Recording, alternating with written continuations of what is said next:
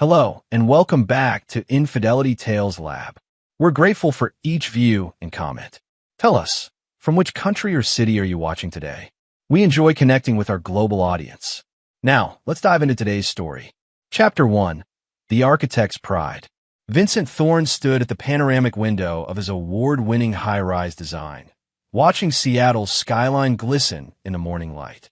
At 42, he had built Thorne Architectural Solutions into one of the Northwest's most prestigious firms, known for innovative, sustainable designs that transformed urban landscapes.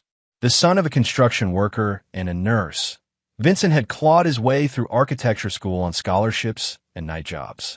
He'd met Meredith Preston during his final year at university. She was studying art history, the daughter of wealthy Bellevue socialites. Their worlds couldn't have been more different, but their connection was immediate and intense.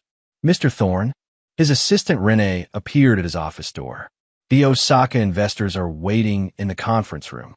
Vincent nodded, straightening his tie. Tell them I'll be right there. And Renee, could you confirm my anniversary arrangements with Sunset Cove Resort? I want everything perfect for next weekend.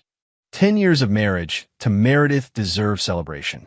He'd secretly arranged a luxurious 10-day getaway to their honeymoon resort in Hawaii, complete with a renewal of vows ceremony on the beach. Vincent had even commissioned a custom platinum and sapphire anniversary ring that matched the blue of Meredith's eyes. Later that evening, Vincent arrived home to their waterfront house to find Meredith engaged in a heated phone conversation. Don't care what he's playing, Mom. You're right about everything. She lowered her voice, not noticing Vincent in the doorway. I can't keep doing this. 10 years is long enough. Vincent retreated silently, his mind racing. Diane Preston had made her disapproval of him clear from day one. New money, she called him behind thin smiles at family gatherings. Not our kind, darling, she'd whispered to Meredith when she thought he couldn't hear. He'd endured it for Meredith's sake, believing their love was stronger than Diane's poisonous influence. Now he wasn't so sure. Vincent poured himself 2 fingers of bourbon and retreated to his home office, unlocking the bottom drawer of his desk. Inside lay a small black notebook filled with observations and suspicions he'd accumulated over the past 8 months. Unexplained absences, secretive phone calls, Meredith's growing coldness. He'd ignored his instincts, convincing himself he was paranoid from working too hard. But hearing Meredith's words tonight crystallized his fears. Something was deeply wrong, and Vincent Thorne wasn't a man who accepted betrayal. Chapter 2. Whispers and Shadows. The following evening, Vincent arrived home early, intending to confront Meredith about her conversation with Diane. Instead, he found their living room occupied by Meredith, her mother, and Natalie, Meredith's younger sister. Vincent paused in the hallway, out of sight. You have to tell him before your anniversary trip, Natalie was saying, her voice concerned. It's not fair to let him go through with all these plans when you've already decided. Hush, Natalie, Diane snapped. Meredith doesn't owe him explanations. He's been taking advantage of her connections for years, using the Preston name to elevate his business while he travels constantly, leaving her alone. Vincent's jaw tightened. His business trips had always been necessary for securing international contracts. Meredith had understood that, or so he'd thought. Mom's right, Meredith sighed. Besides, I've already told him I can't go on the trip. I said I have that gallery exhibition to prepare for. What did Vincent say? Natalie asked. Meredith's laugh was brittle. He offered to reschedule. So accommodating, always trying to be the perfect husband. It's exhausting. He doesn't deserve you, Diane declared. Never has. Bradford has been more attentive to you in 6 months than Vincent has in years. Vincent froze. Bradford Harlow. The name rang familiar. One of Diane's friend's sons. Old Seattle money. The pieces suddenly clicked into place with sickening clarity. Bradford understands the world we come from, Meredith was saying. There's no struggle to fit in, no chip on his shoulder about proving himself. The women laughed, and Vincent felt ice replace the blood in his veins. 10 years of marriage reduced to mockery in his own home. Later that night, Vincent lay awake beside his sleeping wife, plans forming in his mind. The anniversary trip was still booked. Diane's vicious campaign and this Bradford person had stolen his wife, but Vincent wasn't about to let them steal his dignity too. The next morning, Vincent called the one person who might help him understand what was happening, Natalie. "Can we meet for coffee?" he asked when she answered. "There's something important I need to discuss." Natalie agreed, sounding guilty. Good, Vincent thought. She should be at a small cafe away from their usual haunts. Natalie confessed everything. Bradford Harlow had been pursuing Meredith for nearly a year, with Diane's enthusiastic blessing. Meredith had been seeing him secretly for the past 6 months. "I told her it was wrong," Natalie said, tears in her eyes. "I've always thought you were good for her, Vincent. You made her happier, more real somehow. But Mom has been in her ear constantly, and Bradford offers the lifestyle she grew up with." "The lifestyle she never gave up," Vincent corrected bitterly. "I never asked her to change." "I know," Natalie whispered. "I'm so sorry." Vincent studied his sister-in-law. At 28, Natalie had always been the black sheep of the Preston family, more interested in her work as a marine biologist than society events, more substance than surface. "Do you have plans next week?" Vincent asked suddenly. Natalie looked confused. "Just research at the lab." "Why? How would you like to go to Hawaii?" Chapter 3. The Pivot Point. "Cancel our anniversary trip," Vincent repeated, keeping his voice carefully neutral. Meredith wouldn't meet his eyes, fiddling with her wedding ring. "The gallery exhibition needs my full attention. I can't get away right now." "The exhibition isn't for 2 months," Vincent pointed out. "There's so much preparation," she insisted. "Mom's helping me network with the right collectors." Vincent nodded slowly. "I understand. Work comes first sometimes." Meredith looked relieved at his easy capitulation. She didn't know that Vincent had already heard her true reasons, that he'd already altered his plans. "Will you be disappointed if I still go?" he asked casually. "The reservations are non-refundable, and I could use some time to think about the Anderson project." "Of course not," Meredith replied too quickly. "You should definitely go." Vincent smiled without humor. "Then it's settled." That weekend, Vincent moved methodically through the house while Meredith was at her mother's, gathering evidence of her affair. He found hotel receipts, intimate text messages with Bradford saved under the name Gallery Contact, and a hidden key to what he discovered was a luxury apartment in downtown Seattle, their love nest. The final confirmation came when he followed Meredith one evening to a high-end restaurant, watching through the window as she melted into Bradford Harlow's embrace. Bradford was exactly as Vincent had imagined. Polished, entitled, born into the world Vincent had worked so hard to enter. Vincent took photographs, then drove home to complete his preparations. The day before his scheduled departure, Vincent overheard Meredith on the phone with her mother once again. "Vincent's leaving tomorrow for Hawaii," she laughed softly. 10 days of freedom. Bradford's taking me to the cabin at Lake Chelan." "Perfect timing," Diane replied, her voice audible through the speaker. "By the time Vincent returns, you can have the divorce papers ready. I've already spoken with Preston about freezing Vincent out of the architectural circle. He doesn't deserve you or the connections you've given him." "He doesn't suspect a thing," Meredith said confidently. "He's been working so much, he barely notices I'm gone half the time." Vincent slipped away, rage burning cold in his chest. Preston was Meredith's father, a man who sat on multiple development boards and had indeed opened doors for Vincent's firm. The Preston family wasn't just planning to end his marriage. They were plotting to destroy his career. The next morning, Vincent kissed Meredith goodbye with mechanical precision. She played the role of supportive wife, helping him load his luggage into the car. "Enjoy your thinking time," she said, not quite hiding her relief at his departure. "Oh, I will," Vincent replied, offering her a smile that didn't reach his eyes. Sometimes distance provides perfect clarity. 4 hours later, Vincent stood at the Sunset Cove Resort check-in desk alongside Natalie Preston. "Welcome back to Sunset Cove, Mr. and Mrs. Thorne," the receptionist said cheerfully, having misunderstood their relationship. Neither Vincent nor Natalie corrected her. It was the first step in Vincent's carefully orchestrated plan. Chapter 4. Paradise Weaponized. The oceanfront bungalow was exactly as Vincent had envisioned for his anniversary, luxurious, romantic, perfect, now would serve a different purpose. Are you sure about this? Natalie asked as they settled in. Once we start, there's no going back.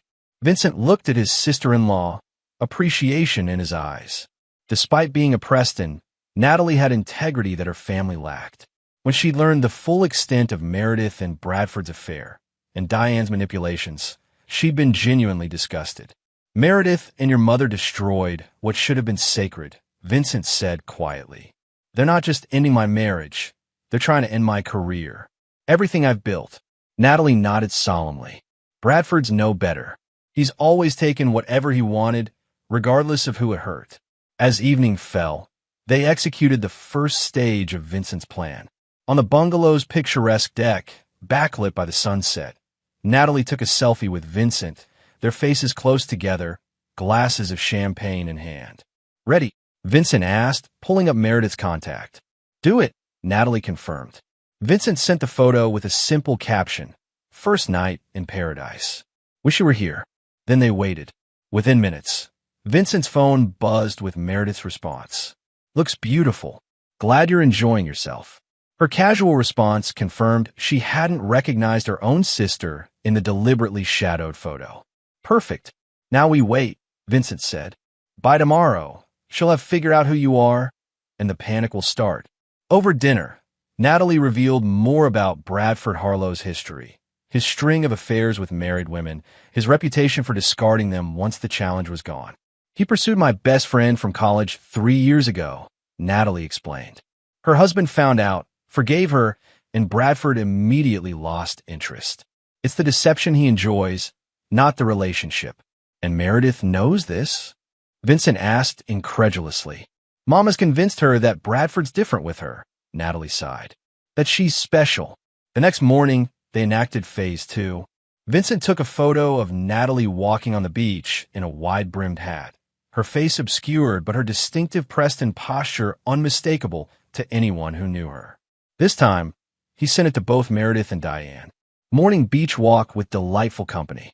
By noon, Meredith had called 3 times. Vincent let the calls go to voicemail, listening to her increasingly confused messages. Vincent, who's that woman? Why aren't you answering? The third message held a note of suspicion. Is that, it can't be. That evening, they staged the killing blow. Natalie sat across from Vincent at the resort's most romantic restaurant, clearly visible as herself now. Vincent took a photo of her, smiling and raising her glass. The message he sent detonated the comfortable fiction Meredith had constructed. Having a great time with your sister. She told me everything. Within minutes, Vincent's phone exploded with notifications. 47 calls in rapid succession. From Meredith, Diane, even numbers he didn't recognize. Text messages flooded in. Vincent, please answer. This isn't what you think. Whatever Natalie told you is a lie. We need to talk now. Vincent silenced his phone, looking across at Natalie. And now we finish it. Chapter 5. The Spider's Web. Bradford Harlow sat across from Meredith at her mother's Bellevue mansion, watching her frantically dial Vincent's number for the 20th time. He's not going to answer, Mare, Bradford said, his handsome face tight with annoyance. So your sister's with him. So what? Maybe they're just talking. Diane paced the ornate living room, her normally perfect composure shattered. Natalie knows everything. That treacherous little. Mother, please, Meredith snapped, tears streaking her makeup. This is a disaster. Vincent's firm handles half the Preston Foundation's development projects. If he exposes this, Bradford's expression darkened. Are you more worried about your father's precious foundation than us? Before Meredith could answer, her phone chimed with a new message from Vincent. A video this time. With trembling fingers, she pressed play. Vincent appeared on screen, the Hawaiian sunset behind him, his expression calm and cold. Meredith, Diane, and Bradford, since I assume you're there too. By now you're wondering what Natalie has told me. Everything as it happens. About the affair, the divorce plans, the scheme to destroy my business. He smiled thinly. What you don't know is what I've been doing these past months as I grew suspicious. Gathering evidence. Securing my business interests. Preparing for the possibility that the woman I loved was living a double life. Vincent leaned closer to the camera. Here's what happens next. Meredith, divorce papers are being delivered to you tomorrow morning. My terms are non-negotiable. Diane, as for your plan to freeze me out of architectural circles, too late. I've already spoken with Preston. Meredith gasped. Her father had always respected Vincent, even when Diane didn't. In Bradford, Vincent continued, his voice dropping dangerously. You should know that I've hired the best private investigators in Seattle. They've compiled fascinating dossiers on your previous married conquests. I wonder how your family's old money reputation would handle that kind of scandal. The video ended with Vincent raising a glass. Enjoy Lake Chelan. Meredith dropped her phone as if it had burned her. How did he know about Lake Chelan? Bradford stood abruptly. This is ridiculous. He's bluffing about the investigators. Is he? Natalie's voice came from the doorway. They whirled to find her standing there, having let herself in with her key. You, Diane hissed. How could you betray your own family? Natalie walked calmly into the room. That's rich coming from you, Mother. You've spent years trying to sabotage Meredith's marriage because Vincent didn't come from the right background. Because you couldn't control him. You went to Hawaii with my husband, Meredith accused, trembling. And you went to Bradford's bed while married to Vincent, Natalie replied evenly. The difference is Vincent and I just talked. I showed him evidence of your betrayal. I told him how you laughed about canceling the anniversary trip he spent months planning. Bradford moved toward the door. I don't need to listen to this family drama. Running already, Bradford? Natalie smiled coldly. Vincent thought you might. That's why he made sure your family found out first. Bradford froze. What are you talking about? The Harlow family received a detailed account of your affair with a married woman and your history with others about an hour ago. Your father sounded particularly distraught when he called Vincent. Bradford's face went ashen. His family's banking business relied on their sterling reputation. Vincent's still in Hawaii, Natalie continued, enjoying the trip he planned for his 10th anniversary. I flew back early to deliver a message. It's over. All of it. Chapter 6, Scorched Foundations.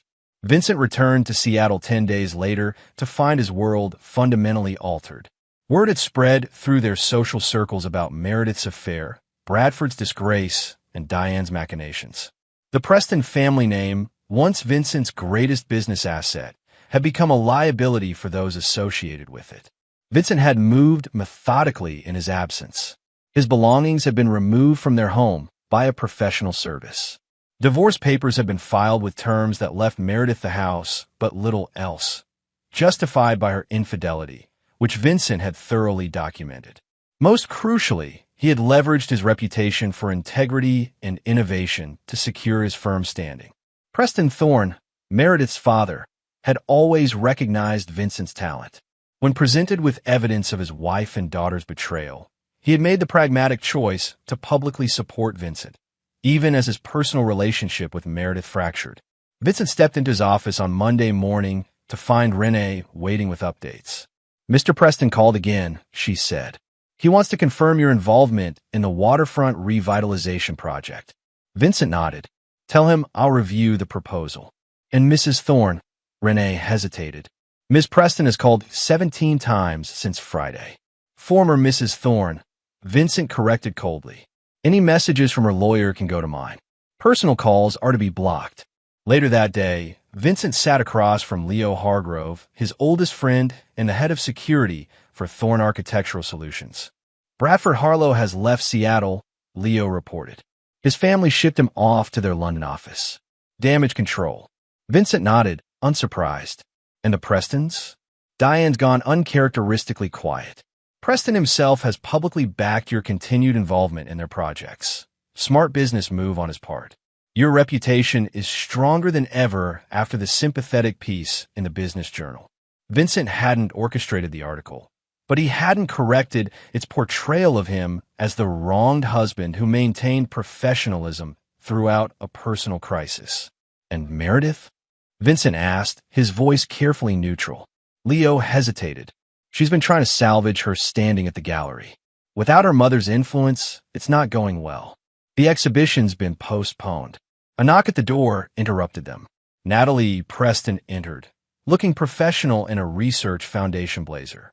You're late, Vincent observed, checking his watch. Tide pools wait for no man, she replied with a small smile. Did Leo brief you on Bradford's hasty departure? Vincent gestured for her to sit. Just now. Your mother? In social exile, Natalie confirmed.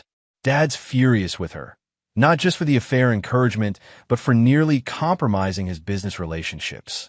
He's finally seeing her manipulations clearly. Vincent leaned back in his chair. And how does it feel to be the only Preston still welcome in Seattle society? Natalie's smile turned sad. Lonely, sometimes, but I don't regret standing up for what's right. After she and Leo left, Vincent stood at his office window, watching Seattle's skyline, the same view he'd contemplated before his world imploded. Several of the buildings bore his architectural signature. He had built beauty from nothing before. He would do it again. His intercom buzzed. Mr. Thorne? Meredith Preston is in the lobby. She doesn't have an appointment, but she's insisting on seeing you. Vincent closed his eyes briefly, then made his decision. Send her up. Meredith entered his office looking like a ghost of herself. Beautiful still, but hollowed out, her confidence shattered. Vincent, she began, her voice breaking. Please, can we talk? I've made a terrible mistake. Several. Vincent agreed coolly, remaining seated. Why are you here, Meredith? To apologize. To explain. She moved toward him, tears welling. Bradford meant nothing. It was Mother's idea. She kept pushing us together, telling me you were never really committed to our marriage, that you were using the Preston name. And you believed her, Vincent finished. You chose to believe the worst about the man you married rather than trust 10 years together. I was confused, manipulated. Vincent held up his hand, silencing her. The divorce terms are fair. Your father agrees. Sign the papers, Meredith. Vincent, please, she begged. We could try again. Counseling, time away together. I still love you. Vincent finally stood, his expression impassive. No, Meredith, you don't. You love the idea of me now that your mother's influence has weakened and Bradford has abandoned you.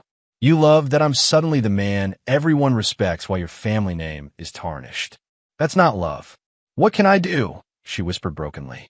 Accept the consequences of your choices, Vincent answered simply. Now, please leave. I have a business to run. As the door closed behind her, Vincent felt not triumph, but a cold certainty that justice had been served. The foundation of his new life was being laid, free from deception and betrayal. Chapter 7. New Blueprints. 6 months after the divorce was finalized, Vincent stood on the observation deck of the Space Needle, watching a winter storm roll across Puget Sound. Beside him, Natalie pointed toward the water. There, did you see the orca breach? Vincent smiled despite himself. Natalie's enthusiasm for marine life was endearing. Their friendship had developed naturally in the aftermath of the divorce, built on mutual respect and shared values that had nothing to do with the Preston name or connections. How's the Coastal Research Center coming along? He asked, referring to the project he designed for her foundation pro bono. The board approved your final designs yesterday, she confirmed. Construction starts in spring. Vincent nodded, satisfaction warming him against the chill wind. The research center represented his first major project completely independent of Preston influence, a new direction for his firm. His phone vibrated with a text from Leo. Court filing complete. And received papers today. Vincent put the phone away without responding. The second phase of his calculated response to Meredith's betrayal was now in motion. Is it done? Natalie asked, recognizing something in his expression. It's beginning, Vincent corrected. Later that evening, over dinner at a small restaurant far from their usual social circles, Vincent explained the next stage of his plan to Natalie. The divorce settlement left Meredith the house as her primary asset, he said. What she doesn't know is that before we married, I structured the purchase through a holding company.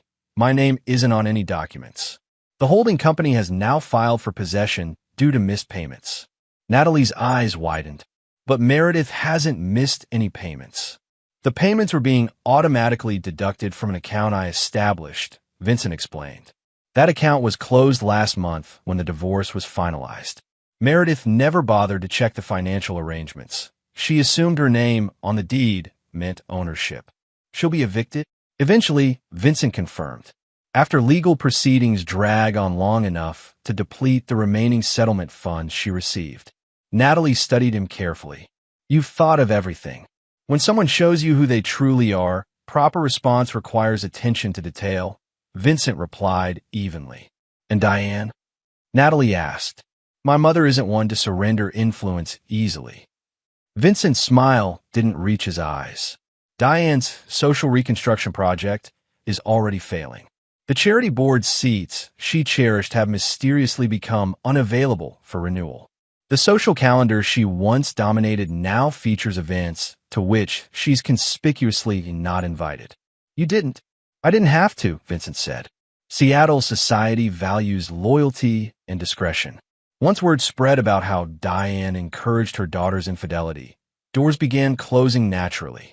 I merely ensured certain key individuals heard the unvarnished truth. Natalie shook her head slowly. Remind me never to cross you, Vincent Thorne. You never would, he replied with certainty. That's why you're the only Preston I still respect. His phone buzzed again, Meredith calling for the third time that evening. Vincent declined without comment. She'll keep trying, Natalie observed.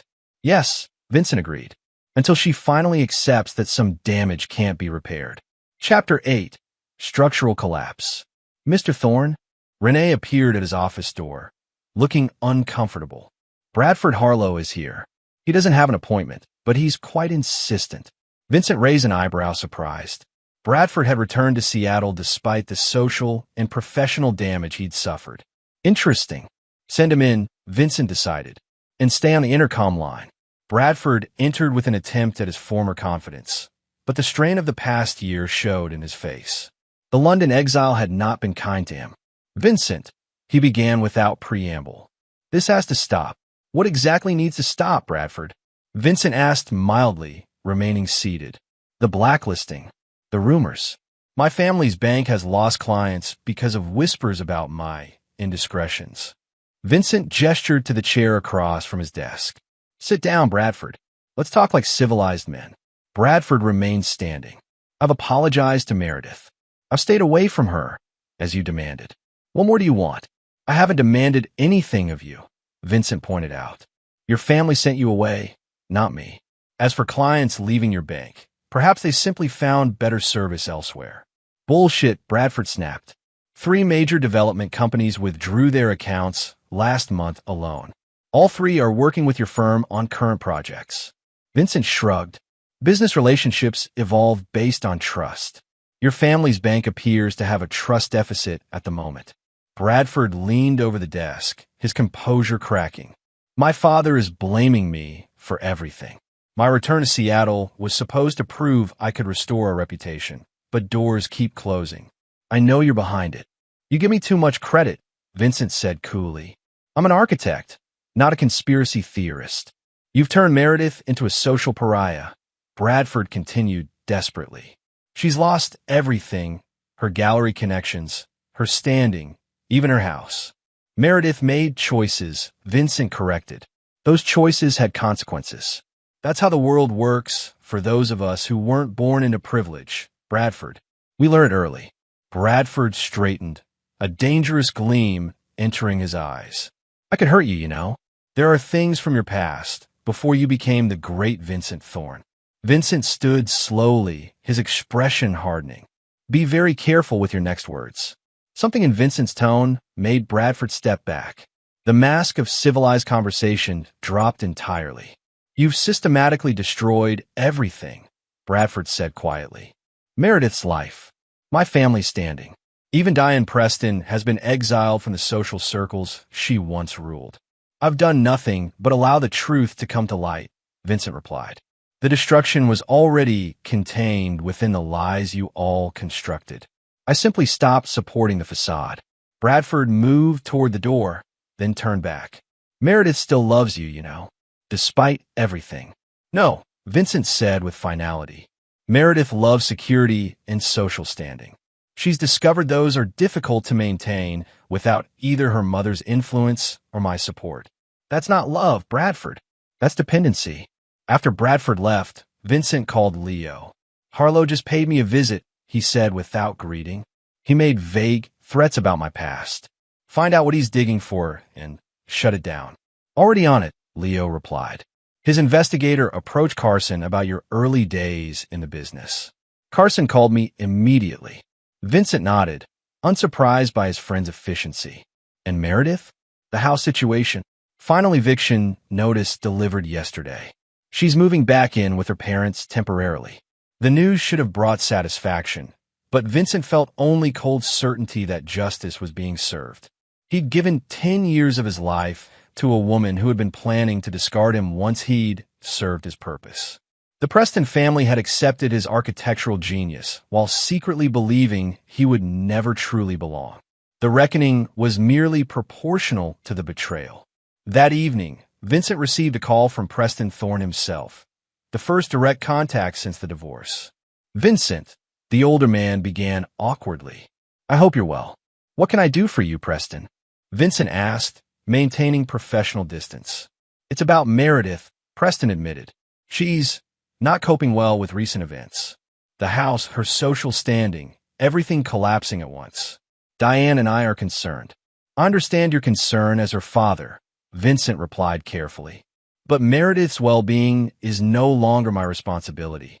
She was your wife for 10 years, Preston pressed. Surely there's some compassion.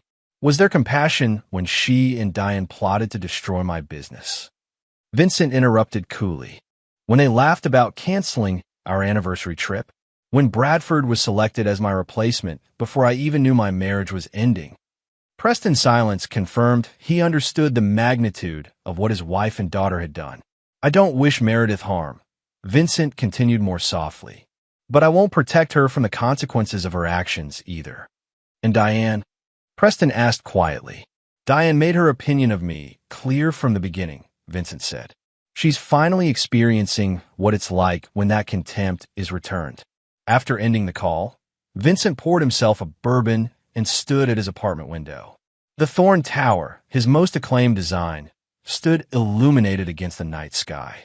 They had tried to take everything from him, his marriage, his business, his dignity. Instead, he had emerged stronger, his reputation enhanced by his graceful handling of personal betrayal, his business thriving independently of Preston connections. The complete collapse of Meredith's world wasn't vengeance. It was architectural balance. What is built on deception cannot stand indefinitely. Chapter 9. Final Reconstruction. 1 year to the day after Vincent had sent that fateful message from Hawaii, he stood in the grand ballroom of the Fairmont Olympic Hotel, accepting the Northwest Architectural Excellence Award for the Coastal Research Center.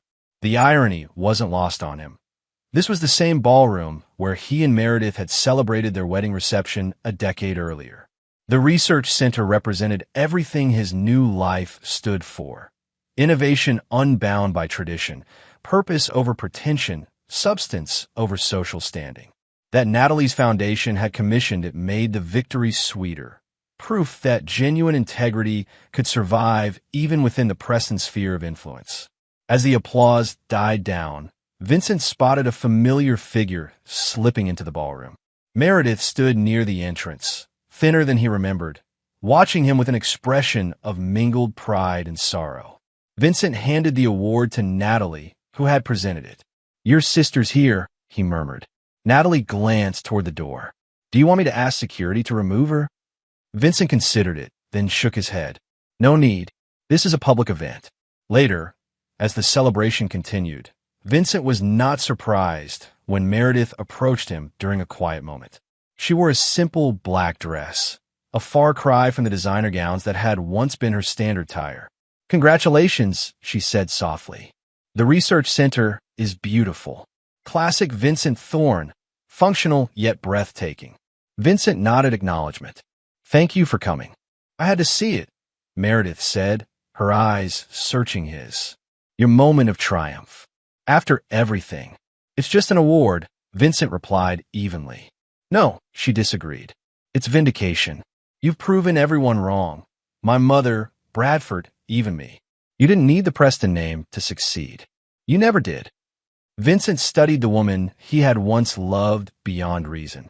The vindictiveness that had driven his revenge had burned itself out, leaving only clear-eyed assessment. "How are you, Meredith?" he asked, surprising himself with a genuine question. "Surviving," she answered with a small, sad smile. "Working at a small gallery in Pioneer Square. Living in an apartment that makes my college dorm look spacious. Learning how to exist without wealth or influence." "Your father would help if you asked," Vincent observed. "I know," Meredith acknowledged. "But I need to do this myself.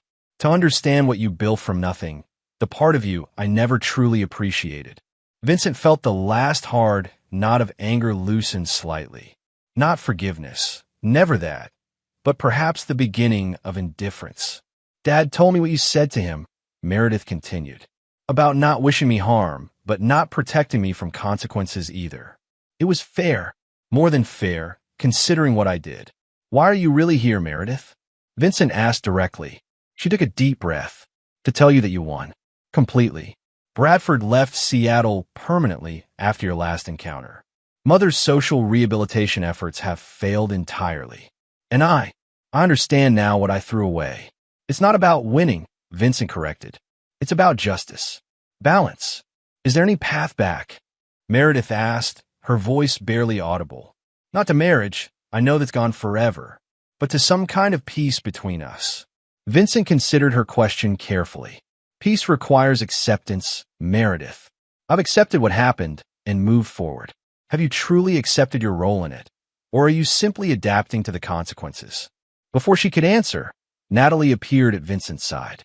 "Sorry to interrupt, but the mayor is asking for you, Vincent." Meredith nodded in understanding. "I should go. Congratulations again on the award. It's well-deserved." As she turned to leave, Vincent spoke once more. "Meredith." She paused, hope flickering across her face. "The gallery in Pioneer Square. Sandra's place?" "Yes," she confirmed, surprised he knew it. "She's good people," Vincent said simply. "Honest. No shortcuts. You could learn a lot there about building something real." It was as close to a blessing as he could offer. Not forgiveness, but acknowledgement that her path forward might have value. After she left, Natalie gave him a questioning look. "Everything okay?" "Yes," Vincent replied, surprised to find it true. "Let's join the mayor." Later that night, Vincent stood on the balcony of his downtown penthouse, contemplating the city he had helped shape. The vindictive satisfaction of watching his betrayers fall had gradually been replaced by something more sustaining, pride in what he had built without them, on his own terms. His phone buzzed with a text from Leo, Bradford Harlow's family bank, announcing merger tomorrow. Effectively the end of the Harlow financial legacy. Vincent didn't respond immediately. The news would have brought fierce joy months ago. Now he felt only quiet confirmation that the natural order had reasserted itself. Those who built on deception would eventually watch their creations crumble. He thought briefly of Diane Preston, now reportedly at a spa retreat in Arizona, recovering from exhaustion. Social code for her complete expulsion from the circles she had once dominated. Of Preston himself, still a respected businessman, but notably more subdued at public events. Of Meredith, learning at last what it meant to build something through genuine effort rather than connection or manipulation. The complete destruction of their former lives hadn't been Vincent's explicit goal, merely the inevitable result of removing his support from their house of cards while ensuring his own foundation remained unshakable. Vincent turned back to the warm light of his penthouse. On his desk lay preliminary sketches for a bold new project, a mixed-use development that would transform an overlooked section of the city, providing both luxury spaces and affordable housing in an innovative arrangement. It would be his masterpiece, designed entirely on his terms, backed by investors who valued his vision rather than his connections. The man who had once desperately sought acceptance from old Seattle society now defined it on his own terms. The ruthless architect had redesigned not just skylines, but social landscapes, proving that true power lay not in names or bloodlines, but in the ability to envision and create a new reality. Vincent Thorne raised his glass to the city below, a private toast to lessons learned and balances restored. The anniversary deception had destroyed one life, but created another, stronger and true. In architecture, as in personal integrity, the strongest foundations were those built honest from the ground up. And there you have it. Another story comes to an end. What did you think? I'd love to hear your thoughts in the comments below. If you enjoy this story, consider joining our community by subscribing. It means the world to us. For more stories like this one, check out the recommended videos on screen. And I'll see you there.